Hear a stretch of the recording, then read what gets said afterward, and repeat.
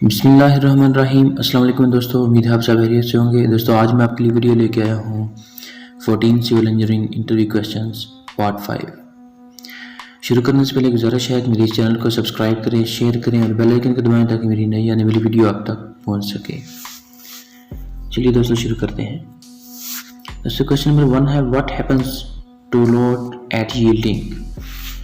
दोस्तों ये स्टील का टेस्ट का क्वेश्चन है। इसमें the load at yield is the value at the point of yield that is where plastic deformation begins from that point on load ceases to travel in a straight line and begins to curve.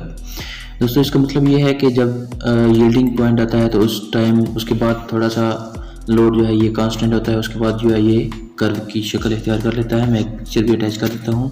ये steel का tension test की जो है ये बात हो रही है इसमें। दूसरा क्वेश्चन नंबर 2 है, where will be the reinforcement slab placed where is the when there is an inverted beam and the bottom of the beam slabs are at the same level. The bottom reinforcement slab should pass over the bottom reinforcement of the inverted beam.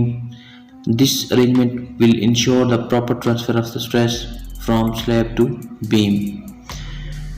दोस्तों ये इसमें कहा गया है कि ये जो bottom of reinforcement of जो स्लैब है वो बीम के रीइंफोर्समेंट के ऊपर से गुजरनी चाहिए ताकि ये उसके साथ एक जो है बॉन्ड बना सकें। और इसके अलावा मैं आपको पिक्चर भी आगे अटैच कर देता हूँ ताकि आप इसको इजीली अंडरस्टैंड कर सकते हैं। ये एक टेक्निकली बहुत अच्छा क्वेश्चन है इन्वर्टेड बीम्स में। क्वेश्चन नंबर 3 है, what is passive earth pressure. तो ये सॉइल मैकेनिक्स का क्वेश्चन है, जियो टेक्निकल इंजीनियरिंग का। Passive earth pressure, this means that when the wall is about to slip due to lateral thrust from the backfill, a resistive force is applied by the soil in front of the wall. दोस्तों ये भी एक खास किस्म की retaining wall होती है, एक स्ट्रक्चर बना होता है। जब इस पे लेटरल जो है ये सॉइल की तरफ से फोर्स लगती है तो इसके बॉटम पे एक और रेजिस्टिव फोर्स लगती है, उसको पैसिव अर्थ प्रेशर कहते हैं। इसकी भी मैं पिक्चर अटैच कर देता हूँ आगे, आप इजीली इसको अंडरस्टैंड कर सकते हैं। What will be the effect of over reinforcement? ये स्टील स्ट्रक्चर का क्वेश्चन है। इसमें for over reinforced confined beams, increasing the concrete compressive strength decreases the yielding deflection slightly and decreases the significantly the ultimate deflection. The displacement ductility index is decreased as the concrete compressive strength increased. दोस्तों अगर over reinforced होगी तो उसकी जो है compressive strength जो है वो इंक्रीज होगी और उसकी यील्डिंग डिफ्लेक्शन जो है वो कुछ डिक्रीज होगी और इसके अलावा उसकी अल्टीमेट जो डिफ्लेक्शन है वो सिग्निफिकेंटली डिक्रीज होगी। तो इसकी मैं पिक्चर भी अटैच कर देता हूँ ओवर रीइंफोर्समेंट की बीम जो होते हैं उसकी। What are the tests on steel bars? दोस्तों स्टील बार में पर कौन कौन से टेस्ट किए जाते हैं? उनमें टेंसाइल टेस्ट है, कंप्रेशन टेस्ट है, बेंडिंग टेस्ट है, ब्रिनल हार्डनेस टेस्ट है, रॉकवेल टेस्ट है, रॉकवेल हार्डनेस टेस्ट है, इम्पैक्ट टेस्ट, टॉर्जन टेस्ट। दोस्तों क्वेश्चन नंबर 6 है, ब्रिक स्ट्रेंथ इज मोर और concrete block. Average concrete block can withstand 3500 psi while the average clay brick can withstand 3000 psi।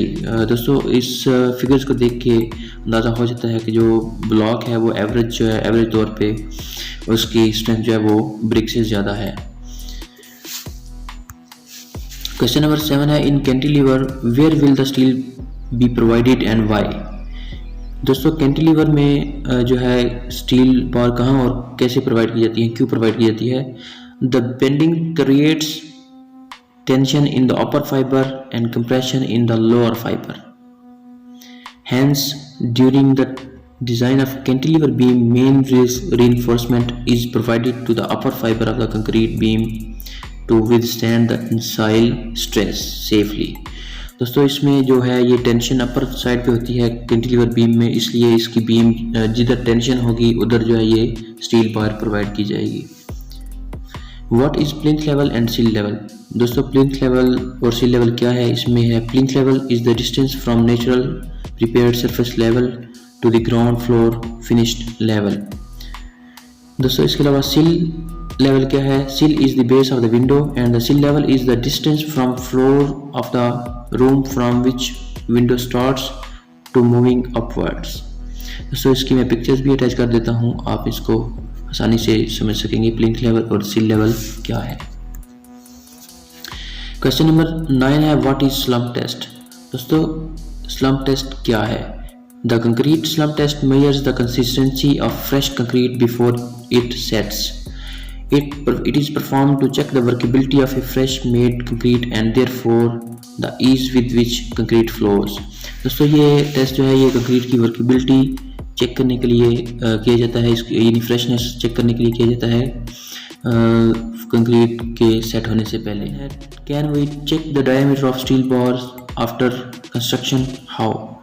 Yes, after construction of the steel can be check by using magnetic ultrasound, X-ray and MRI sensors, but it is prefers to check before construction using vernier caliper।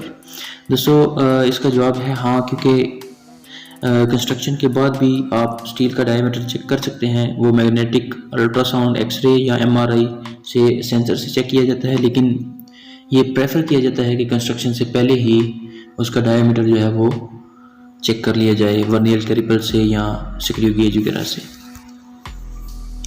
दोस्तों question number 11 है how cracks in concrete can be avoided.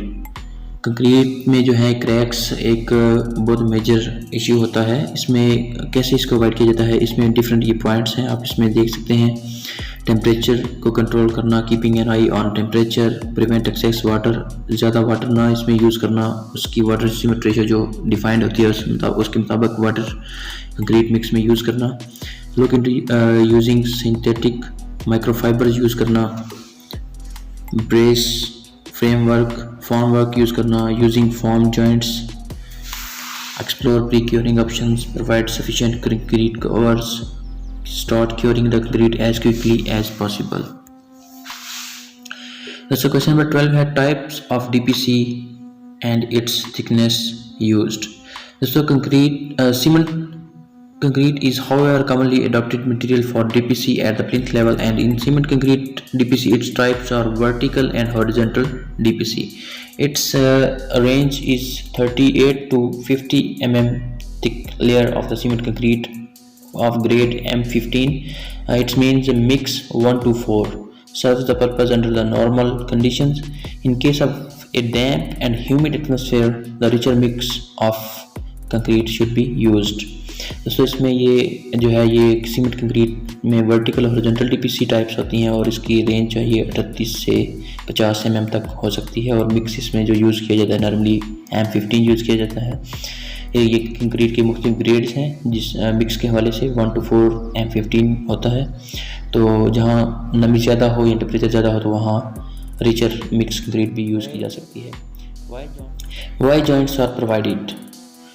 दोस्तों these are provided along the transverse direction to allow the expansion and contraction of the concrete slab due to temperature and subgrade moisture variation। They are intended to prevent potentially damaging forces accumulating within the slab itself or surrounding structures। दोस्तों joints जो है ये temperature और moisture की variation से जो ये contraction और एक्सपेंशन होती है इसको रोकने के लिए प्रोवाइड किए जाते हैं। दोस्तों क्वेश्चन नंबर 14 है what is sulphate resisting cement. Sulphate resisting cement is the blending cement designed to improve the performance of concrete where the risk of the sulfate attack may be present। It is also provided improved durability for the concrete in most aggressive environments and reducing the risk of deterioration of structure and structure failure। दोस्तों ये cement जो है ये sulphate attack को resist करने के लिए use किया जाता है और ये डिटेरिएशन ऑफ स्ट्रक्चर्स को प्रिवेंट करने के लिए ये यूज़ किया जाता है। उम्मीद है दोस्तों ये वीडियो आपको पसंद आई होगी। अब तक के लिए इतना ही। अल्लाह हाफिज़।